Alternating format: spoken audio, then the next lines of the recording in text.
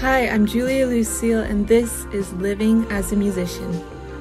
Today on the show, I'm talking to Tucson, Arizona-based singer, songwriter, and sound designer, Karima Walker. Enjoy the show. So this is Karima Walker, my amazing friend and artist and musician, and I'm going to read a little bit about her latest work, Waking the Dreaming Body. Tucson artist Karima Walker has long nurtured a duality within her work as a musician, developing her own sonic language as a sound designer in tandem with her craft as a singer-songwriter. The polarity within her music has never been so articulately explored or imbued with as much intention as on her new album, Waking the Dreaming Body. The follow-up to her 2017 album, Hands in Our Names, Waking the Dreaming Body was written, performed, and engineered entirely by Walker, with the exception of bass from CJ Boyd on the song Window One. Producing the album on her own wasn't Walker's original plan, though. A sudden illness forced her to cancel recording sessions in New York, and soon after the pandemic rolled out the possibility of returning. Instead, she made the record at her makeshift home studio in Tucson. She spent the following months recording, processing, and arranging her self-described messy Ableton sessions into densely harmonic arrangements of synthesizer, guitar, piano, percussion, field recordings, tape loops, and her own dulcet singing voice. Throughout Waking the Dreaming Body, Walker's uncanny sound design evokes the delicacy, grandeur, and terrifying enormity of the American Southwest. Close your eyes while listening to Horizon Harbor Resonance, the 13-minute instrumental at the album center, and sense the shifting desert landscape, the slow parade of cumulus cloud shadows across the red earth, and then moving backwards in time, the thunderous eruptions of ancient volcanoes that pushed the Tucson mountains skyward. So that's beautiful. So I thought we could start at the beginning with your artistic backstory. Was music a part of your childhood, and how did you become a musician? Yeah. Well, first of all, I just want to say it's nice to see you, and I'm glad we're doing this now. So thanks for reaching out again I to make know, this happen. 7 months later, I was like, I know. I mean, you had a lot going on, so it's understandable. oh my gosh. I mean, yeah, yeah. Yeah, I don't think of my childhood as being very musical, but in kind of Um, I don't know, but there are pieces of it that were, but just maybe not in like the typical. Well, some of it was. I had like a pretty formative part of my childhood was spent in the Catholic Church, and so singing communally every Sunday was a part of my growing up, and I joined, the children's choirs. But I never thought of that as like, it was just something that like all of the kids did. It wasn't like, oh, you should sing, you should explore this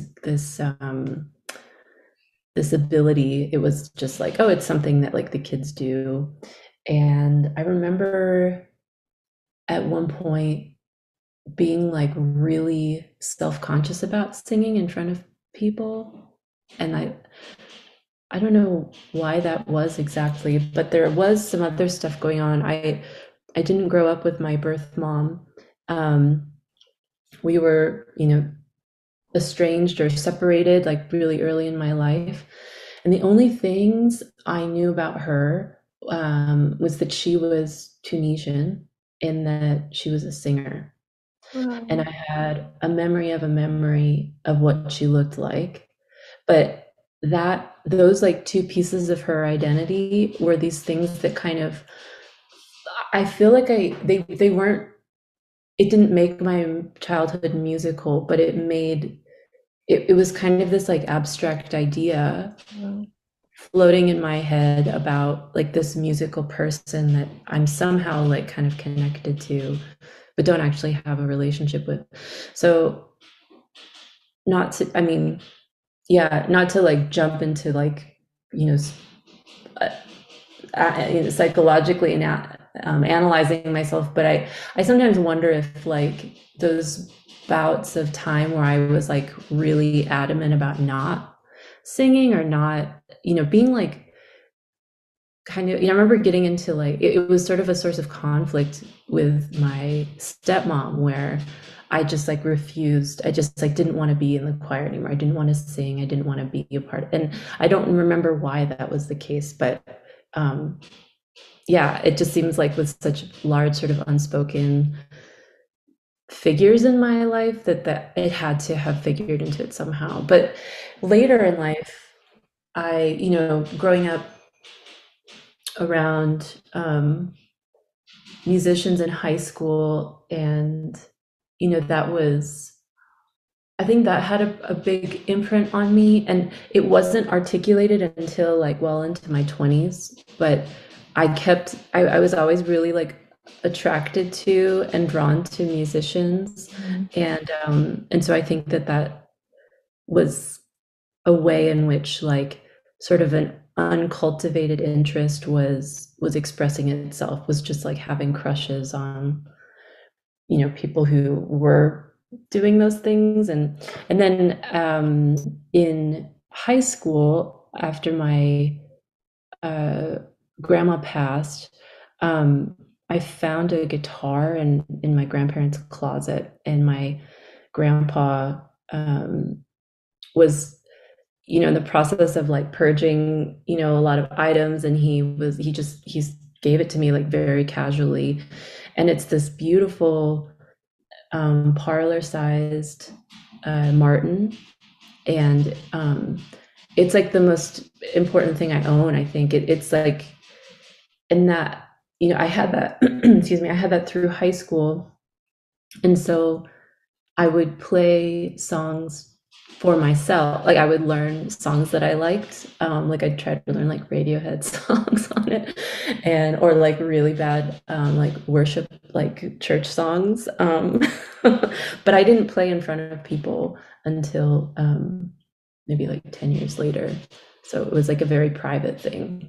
But so it doesn't, it's, I guess maybe that is a lot of musical stuff, but it wasn't like, oh, I saw a parent playing an instrument, or was, took piano since I was 3. It was very kind of oddly part of my upbringing.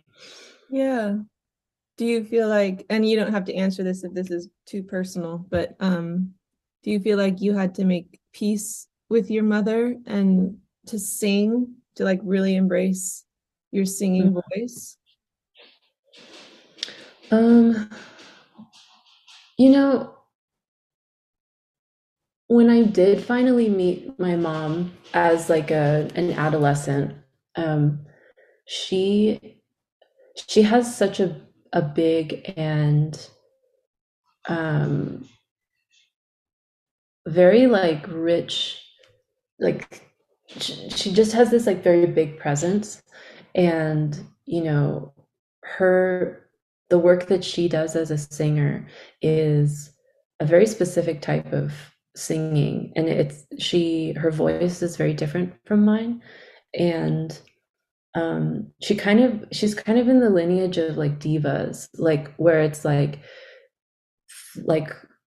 glitter and flash and like you know and so there's something about her music that, and the way that she like expresses her musicality, that I don't know if like seeing that as a young person, and I was like, whoa, that's not me, like or just kind of like reconciling like this person's my mom, like they have such that they're you know I just wasn't around adults like her growing up, who I was in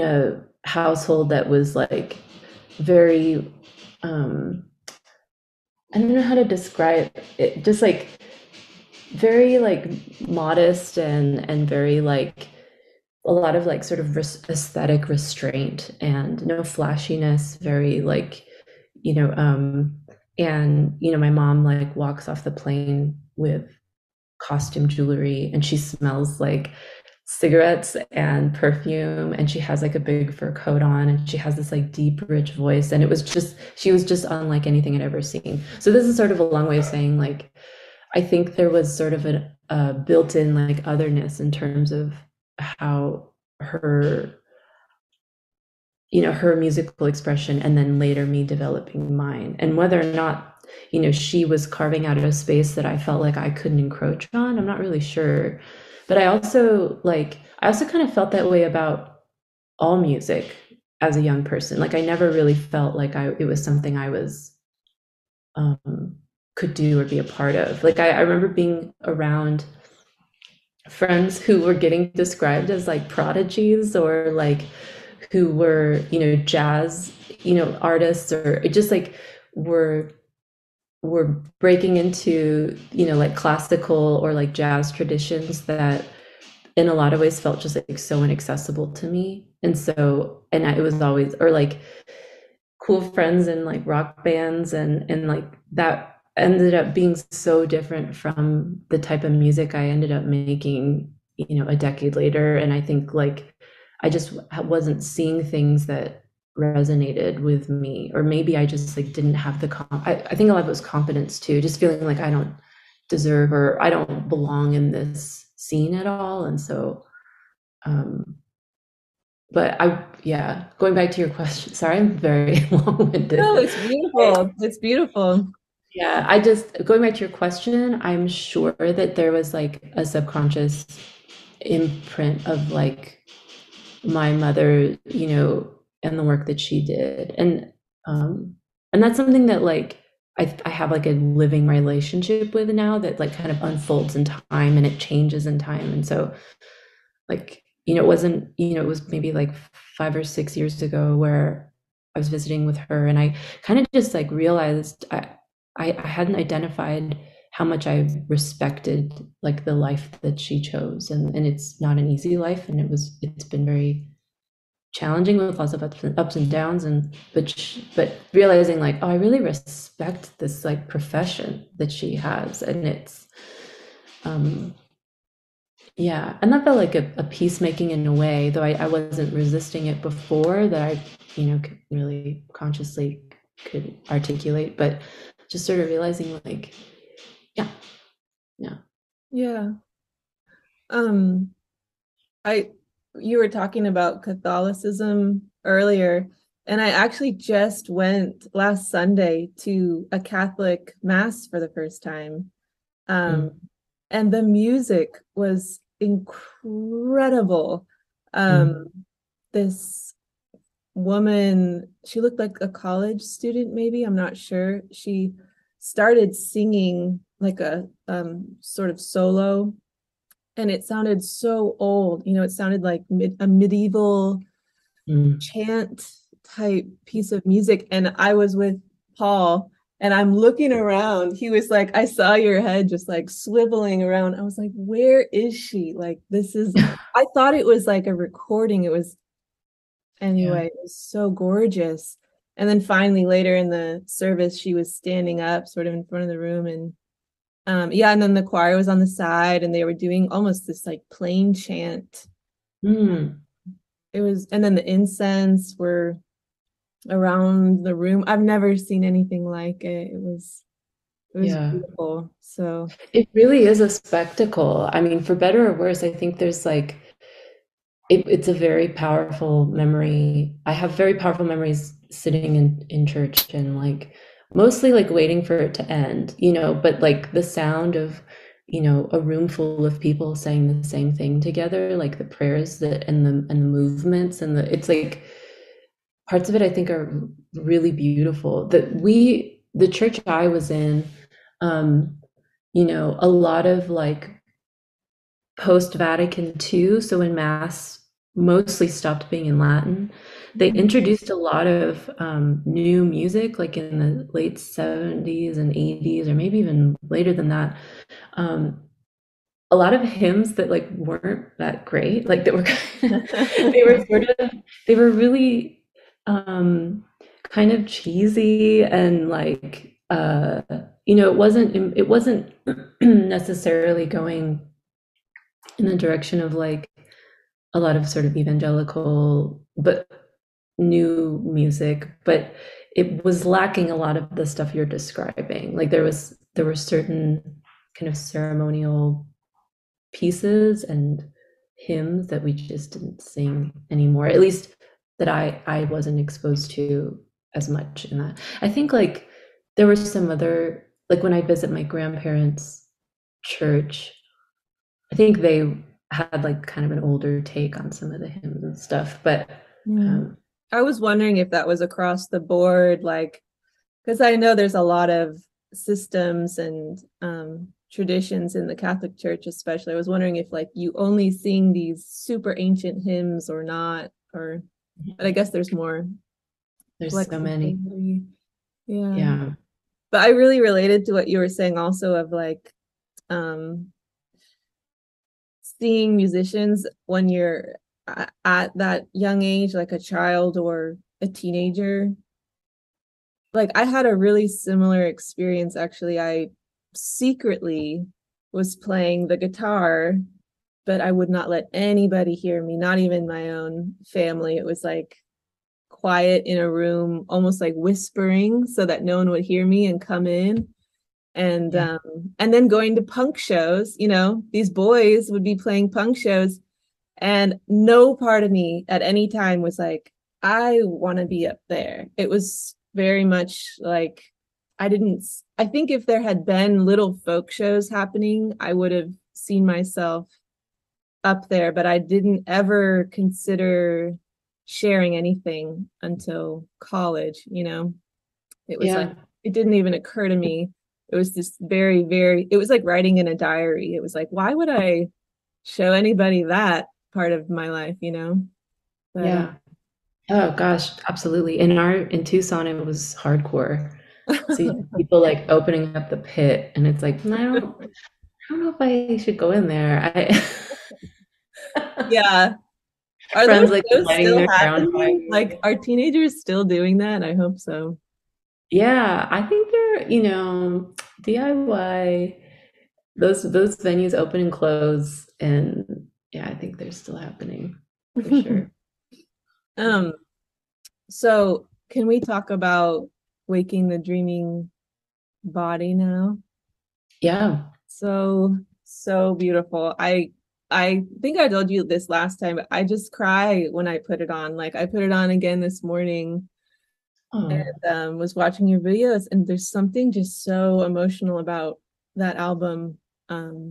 It just really hits me. But it's gorgeous. How long did it take you to write the songs on that album and record it? Like from start to finish, like how long was this process for you?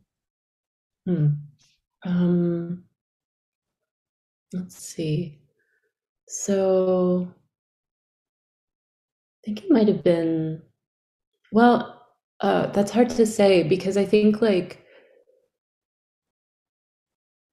the time from the record before, you know, there were large periods of time where I wasn't writing, and then there were periods of time where I'd write, and then I like cycled through some songs that I just never released that I thought maybe would go on a record. And then I'm trying to think like how many years back, maybe that some of the little parts of what would become the songs on Waking the Dream Body, when those, maybe as far back as like 2018, there might have been some pieces of things that were starting to like cook up. Mhm. Yeah, actually, no, that's true. There are, and then I think it was through 2019 that more of the song parts and pieces started to assemble. And the recording process, that was maybe like, you know, I because I did it, I recorded them myself. You know, recording and writing start to get intertwined. It's not so much like I have my songs.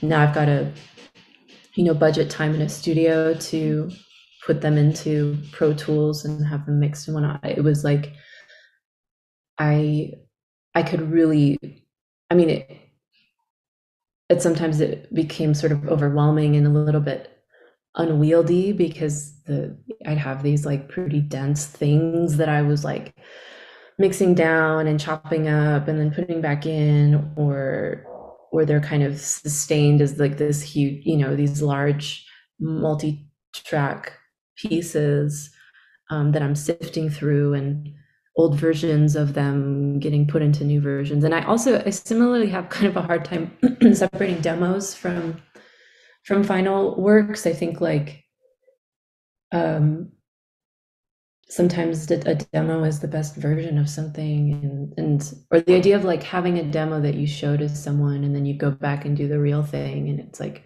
well, I don't know. I sometimes have a hard time like marking where those boundaries should be. So, but I think like the actual recording process, maybe over the course of like 6 months or so, maybe a little bit longer.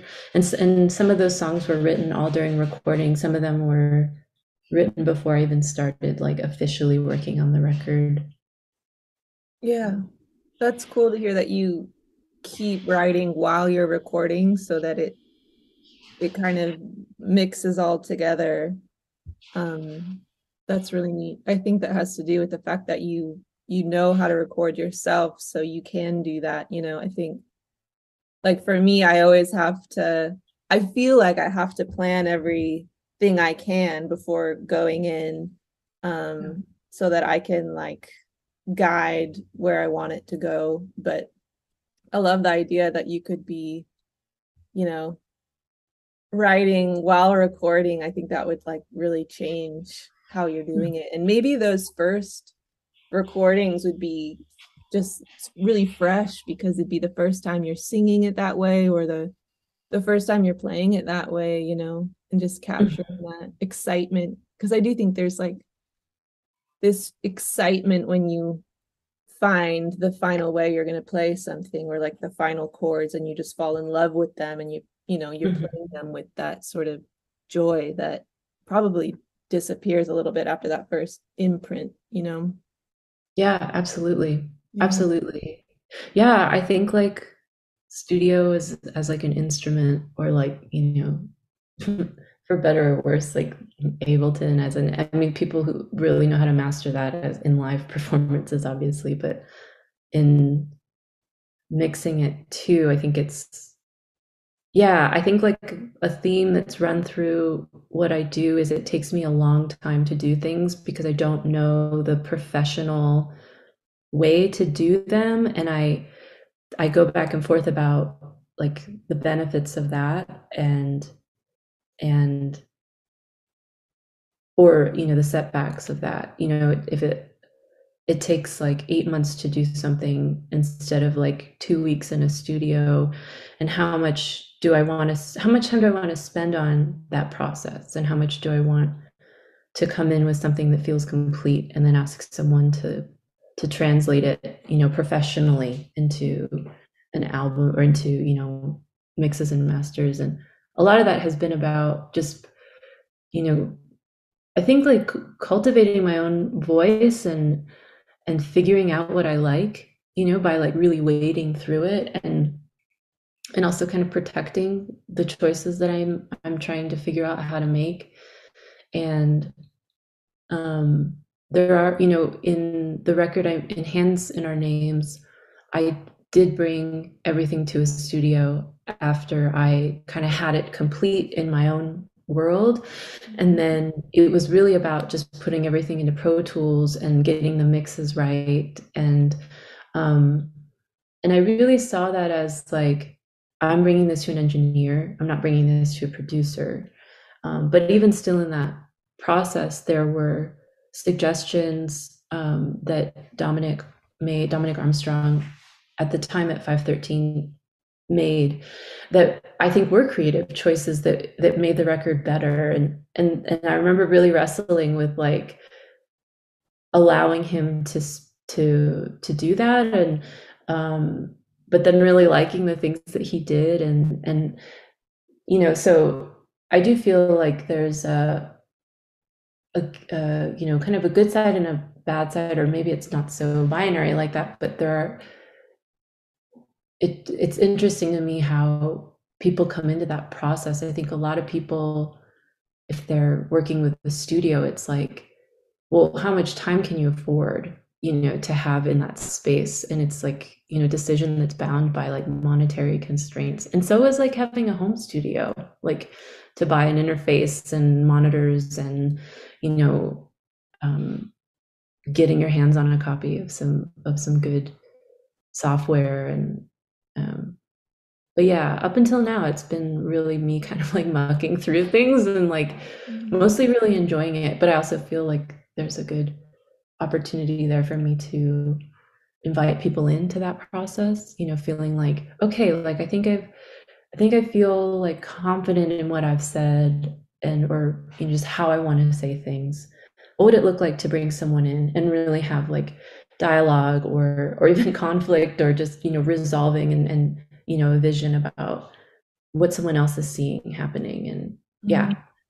Mhm. um, Yeah, we were talking about that last time we spoke, and I remember I was saying, I want to see what happens if I am the only producer. Like, what could I do? And I was feeling really excited about that. And I remember you were kind of pushing back, like, well, other people's opinions can make work better. And I mm. don't know if you remember saying that or saying something like that. Oh, I feel bad for saying that. I if I No, no, no, no, because no.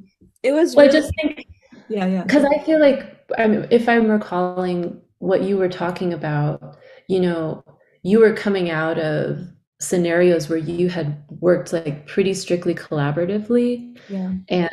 and so at least me now, I can see, I feel like it's this balance. Like I can see how it's like, okay, if you've worked pretty collaboratively, solely, that it's probably really good for you to like clear out the space a little bit and just kind of get grounded in what you are trying to do, and the balance of that individual kind of expression, and then where you do want to invite people in, and it's like, I want to delegate this skill because I'm not going to learn how to play the drums. Like I can ask someone else to do that. That's okay, or like, um, or or maybe you do want to, and you want to like figure that out, and you have the time to do it. Like, but yeah, I guess I hope what I communicate this time is that I think the balance calls for different things at different times, depending on like what you've been doing. But where are you now with that? I know you've had a busy few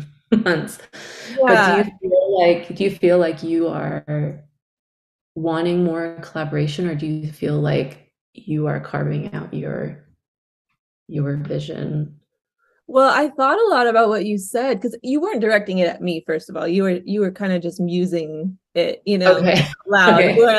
I Ah, mean, no, no, no. okay. I mean, you were talking about, it's so cool, women being producers and all this, and you were telling me about this group online celebrating women producers. And like I think I got overzealous about kind of running the show. And I Mm. do think it's cool to take more ownership. And one thing I did differently this time is my demos are like, you know, the sound quality is poor because I don't care about that with demo. It'll be like on my iPhone. We'll be back with part 2 of my interview with singer-songwriter and sound designer Karima Walker right after this. I want to share with you a free workshop. It's called Your Artistic Life Cycle. In this workshop, we're going to unpack the artist's life cycle from birth to death, from childhood to the artistic initiation phase, training, and finally creating your body of work and submitting it to the greater culture in the hopes of making a meaningful cultural contribution. Along the way, we'll tackle what makes a person a real artist. The answer might surprise you, and how artists who succeed in making a cultural contribution live their lives. Once you have a roadmap, you'll know where you are on it. You'll have clarity about what to focus on right now, and you'll know where you're headed next. Ready to get started? Get access to the workshop at julialucille.com/lifecycle. That's julialucille.com/lifecycle.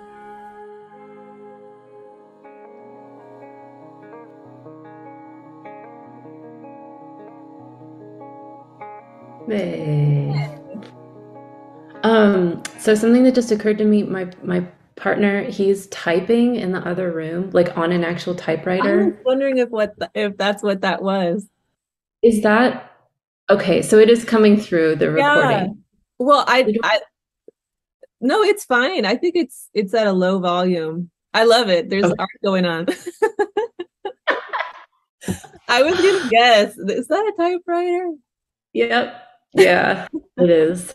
I'm Oh, impressed you can concentrate.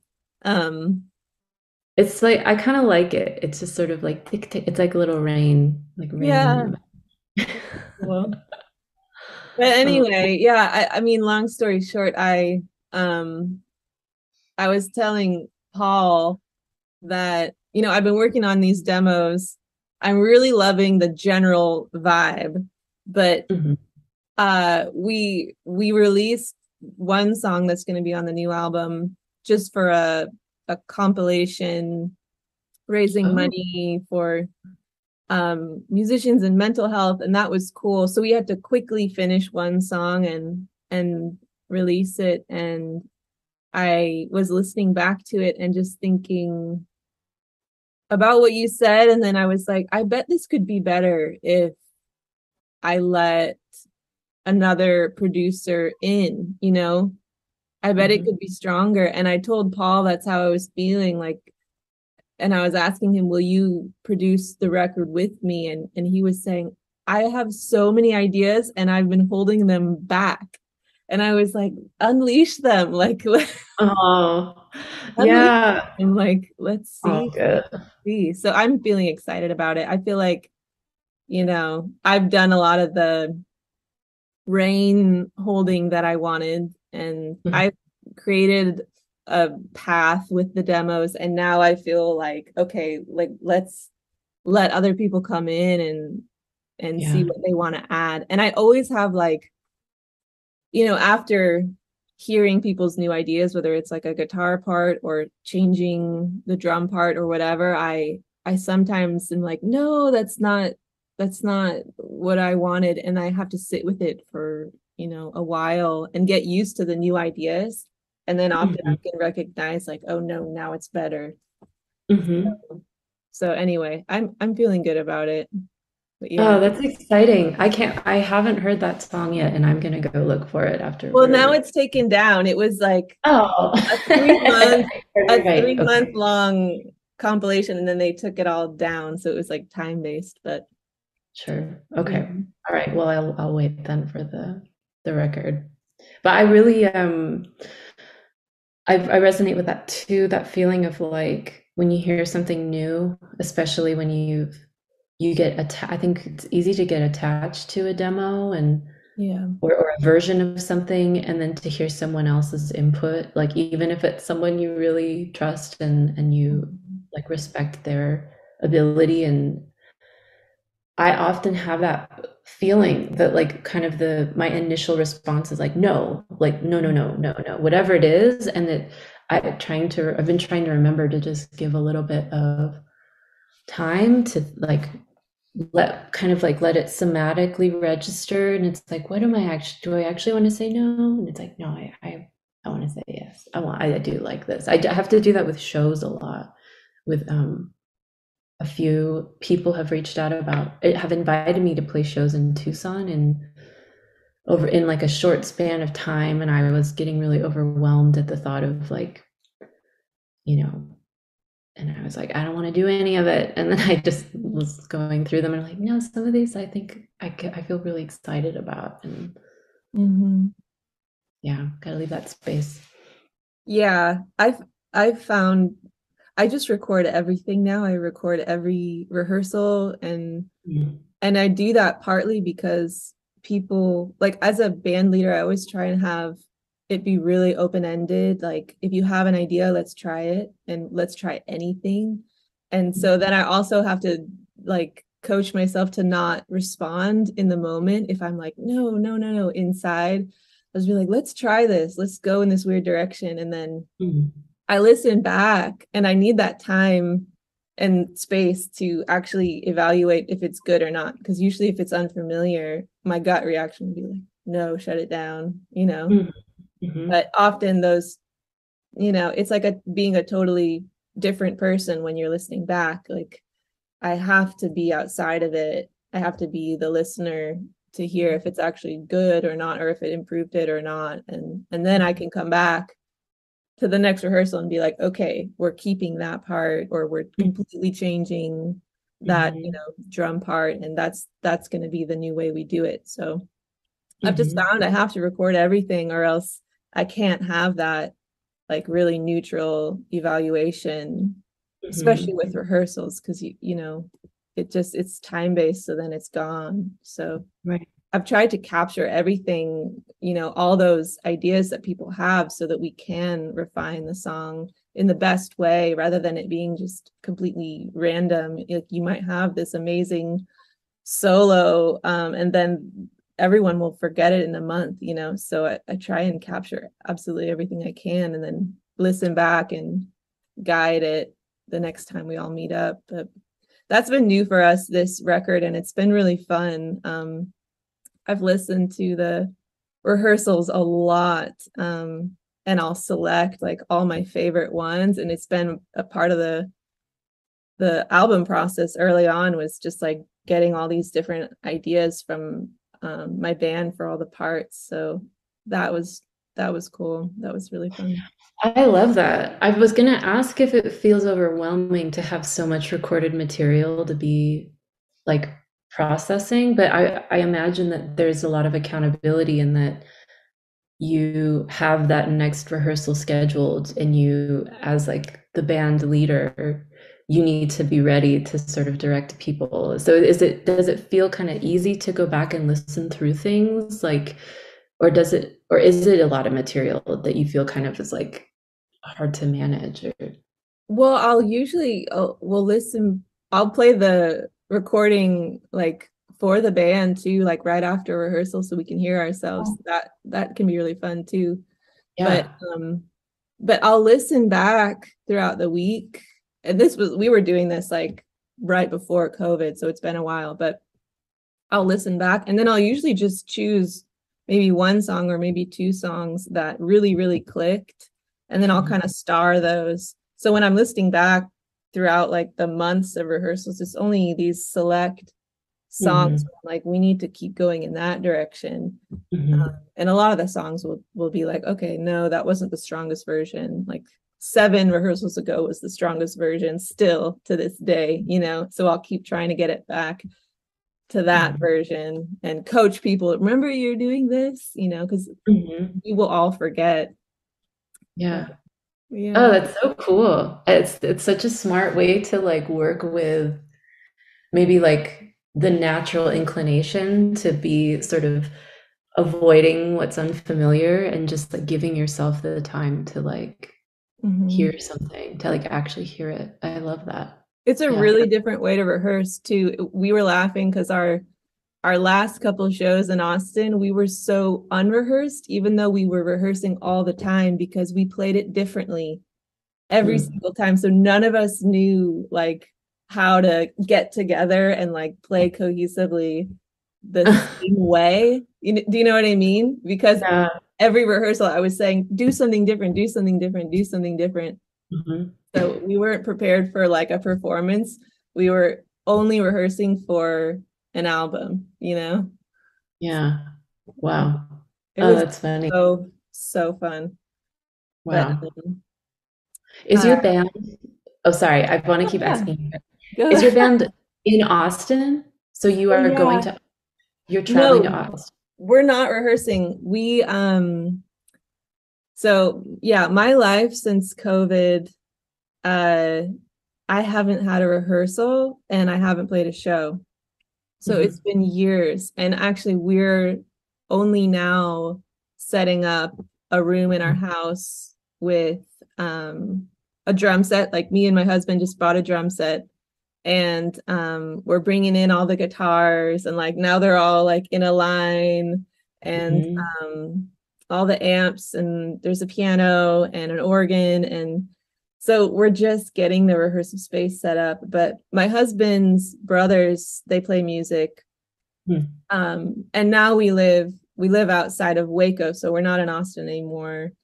And so I don't really know what's going to happen with that. There's people I can play with here, and that might come to be, or there's my band. My band members are still in Texas, but now we're all spread out. So Mhm. I don't know. Yeah. I don't know what's going to happen, but I'm going to just ask people. I mean, that's how I started my first band in Austin. Do you want to play just one rehearsal and then you take it from there and see what happens.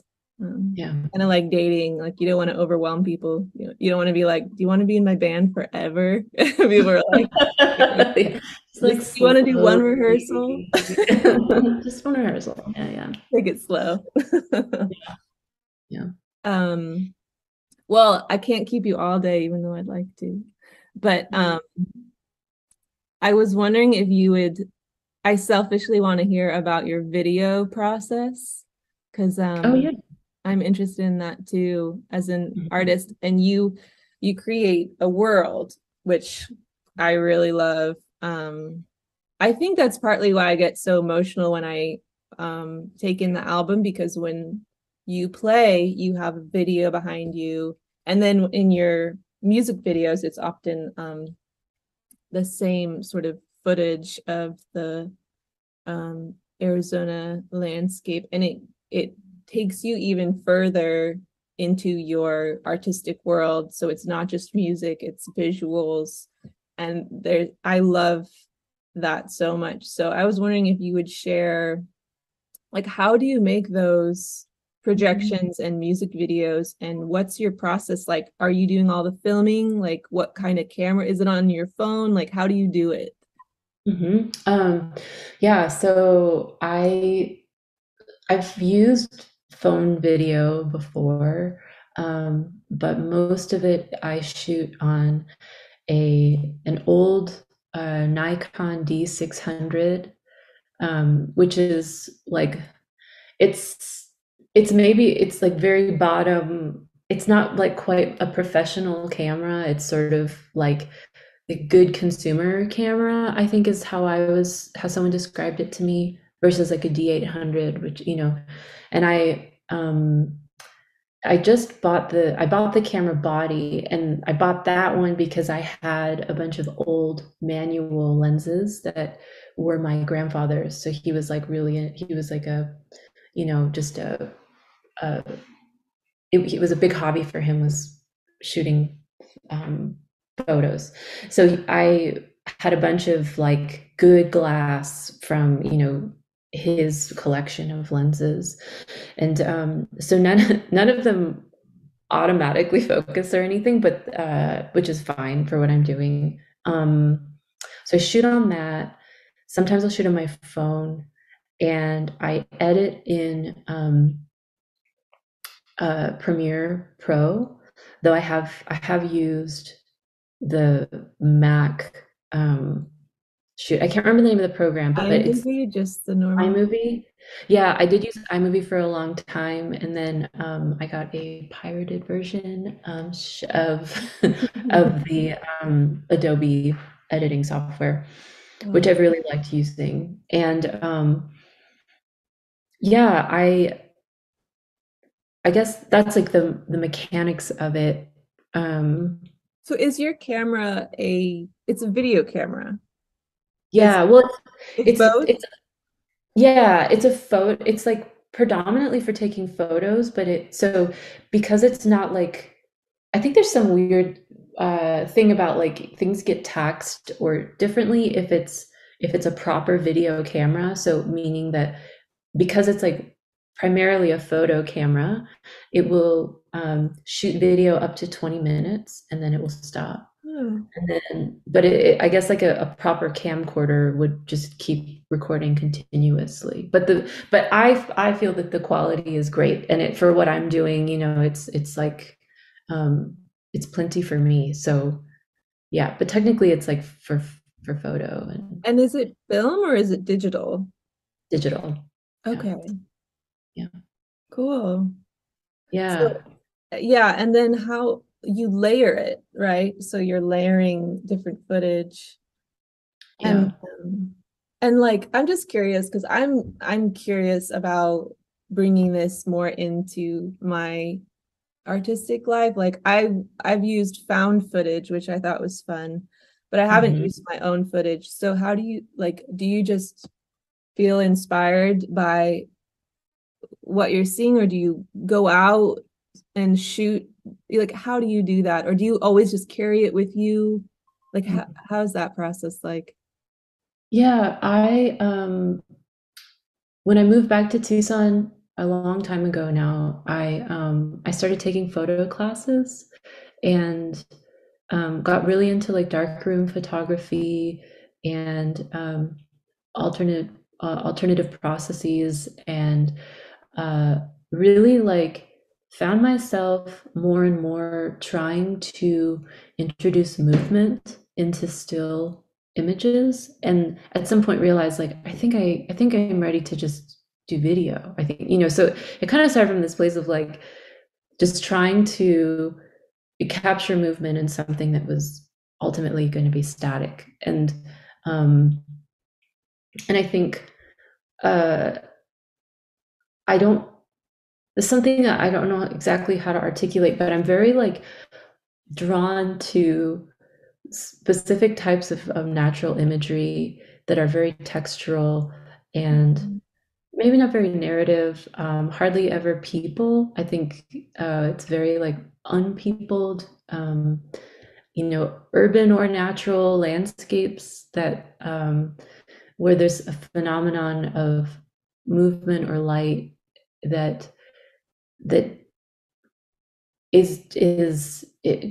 it draws me in. It's something that like kind of in a moment of waiting for the bus or being outside on a walk, I'll kind of like notice that my eye is drawn to it. And I used to be very good about bringing a camera with me, and just being open and available for those phenomenon to occur and having the camera ready. And now I'll go out looking for it, or I'll have a sense that like I think it's also like just like for me personally, like just getting outside and putting myself in those situations like makes me feel really good. Just like it just like it's good for my mental health and like inner world and um so the process itself I find to be like just like really relaxing and enjoyable. And it's really just about like I'm not again like I don't have proper training in videography, but it's really just like what is my eye drawn to and and putting all of those instances together, and that is a form of composition. It's what are you paying attention to, and I don't really know why, but those are the types of things that I feel drawn to, and I feel like there's probably also like a sonic element that's true in that also, and I think that I used to kind of worry about like if the images felt cohesive with the sound and um but one, I'm the one who's composing both of them, and so I'm just going to trust and assume that that compositional language will translate through different mediums. And two, um, there's this really incredible phenomenon that happens when we hear something and see something at the same time that we don't always like do in real life in terms of like meaning making, right? Or shaping narrative in our own lives that sometimes can feel like meaningless, like where is it going? But that we generously give to something that's presented to us. And I think, we've been, I think that's why like film is just sort of this like will be around probably forever, or like moving images and sound. Like we see them together and we integrate them. And that's something I really loved about when I first started presenting the sound and the image, was folks would ask me things like, well, how are you controlling the images to line up with your music while you're playing live? Like, do you have a video synthesizer, or like, how do you know when to keep time with the video? And it's like, I have no idea what's playing behind me. Like, I'll get glimpses of it sometimes, but it's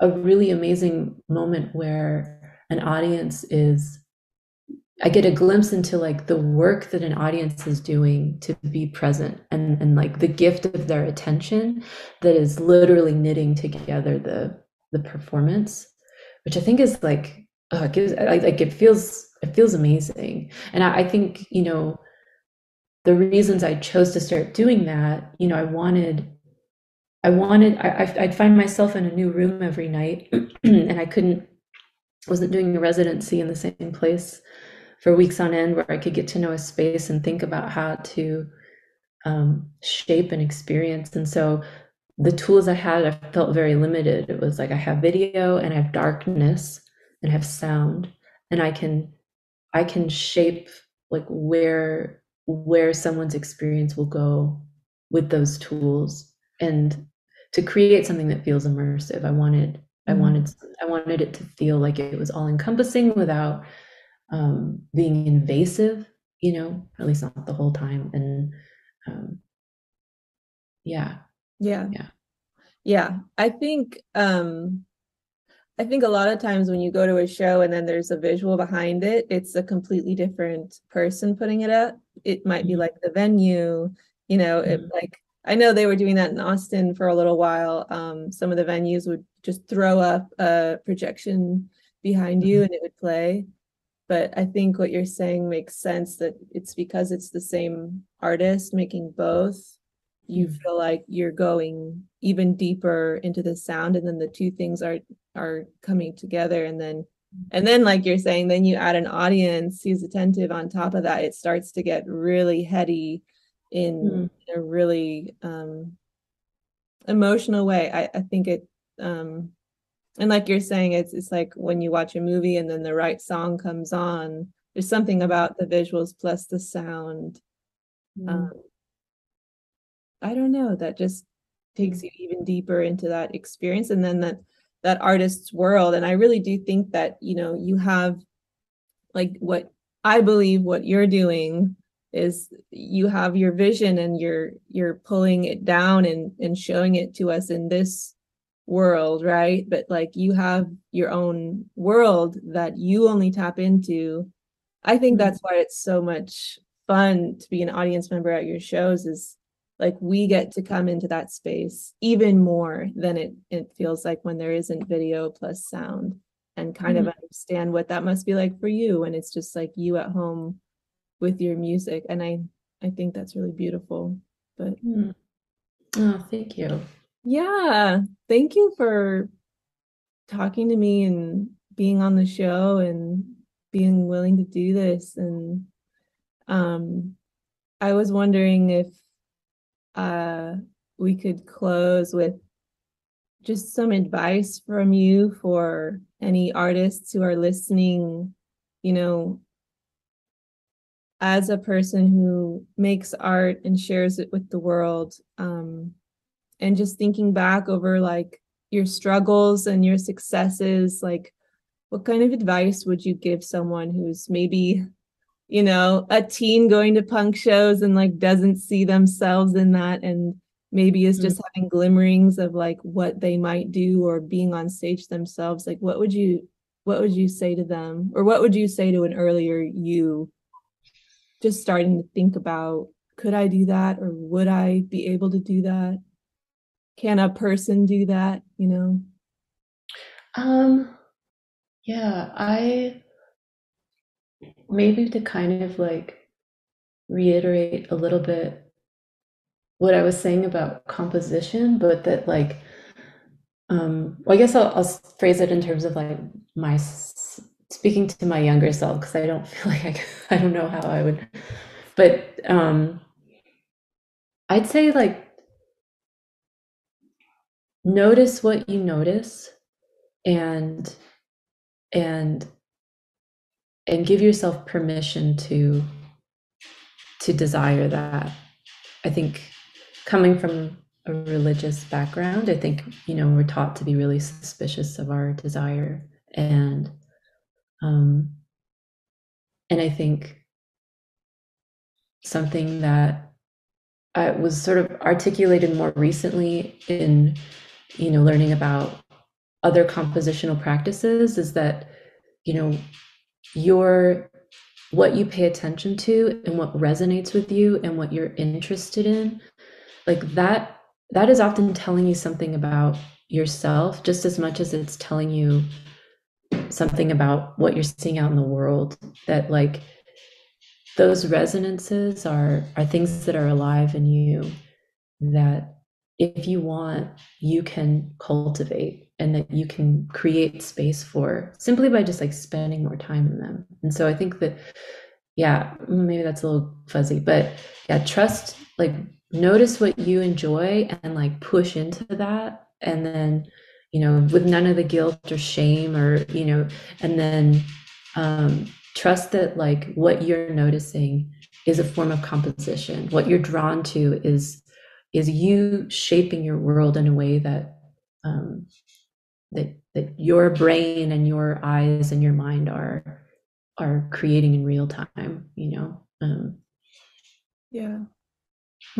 Yeah. No, I think leaning into the longing, sometimes we'll have a longing, and like you're saying, it might be vague or it might be really specific, but listening to the Yeah. longing, I think we have to do that our whole lives through as artists, but especially at the beginning when you don't really know what Mm. you're going into. And then I think I hear what you're saying is like mix that in with just taking one step. Like you can take one step and just see what happens, Mhm. a Mhm. tiny Yeah. step, and then just see, like, and put Yeah. yourself in, like at the very beginning you were talking about, I just felt drawn to other musicians, and Mhm. I think that was a big part of it for me too. I was like in college, was not playing shows, and I wasn't a music major yet, but I was in the music building, Mhm. and I would take a nap on the couches. Mhm. I feel Yeah. like and I was like listening to all the, like, they had all the little cubby rooms with the different Yeah. people playing their instruments. So it would be like a clarinet, an oboe, a tuba, a Mhm. bass, a cello, and they're all playing. And I'd just be in there taking a nap. And I feel Mhm. like that's such a little thing, like a little detail is like, where do I take my naps as a college kid? That like I wanted to be there. Like I wanted to be with those people. And I didn't even really consider myself one of them at all. Like that felt really audacious, but I was there. Like I Mhm. was walking into that building every day, So Yeah. even just leaning into that, like, Yeah. do you want to be around these certain people? Like who do you feel attracted to? They were like superheroes to me. Like Mhm. musicians were superheroes. Like there's something about them that just felt like amazing. Yeah. Yeah. Yeah. Absolutely. Just like how do you get yourself to unlock that like identifying, right? It's like this, it's like, oh, I just keep falling in love with these people. Hmm. Wait a minute, like maybe there's something here aside from just, you know, what feels like attraction. There's something here about me, but I don't know how you flip that switch. But at some point it got flipped, right? Like Yeah, I something. mean, I felt so self-conscious and sort of like imposter syndrome me for like at least 5 years while I was starting to take it seriously. So I don't know if you have to go through that or not, but I did, and it took me a while to come out the other side, you know. But I Mhm. think eventually you do. I think for me, a big flip was when other people started take to look at me as a musician. You know, other people would say I liked it, or I liked the show, or I loved, you know, the album, or I really get what you're doing. And then I finally started to feel like, okay, I can see myself that way too now a little bit. Thank you so much. Yeah, thank you for inviting me to do this. Yeah. Really And nice I to catch hope, up with you. I know. And I hope new people will find your music through this. And is it okay with you if this goes on YouTube? Sure. Yeah. Okay, great. I Um, can't wait to hear your record, by the way. I'm oh so my excited. gosh. Me too. Yeah, I had a baby earlier this year. Yeah. Um, and I don't know if like most women experience this, but it took me out, like the pregnancy and then the baby too. Like I'm just getting back Hmm. to like my own life and my own work, and it feels amazing. But yeah, it's been a slow burn on this album. So I'm excited too. Wow. Yeah. Yeah. Well, thank All right. you. Thank you. Yeah. Thank you. See All you. right. Bye. Bye. Thank you for listening to the show. You can learn more about Karima Walker and her incredible art at karimawalker.com.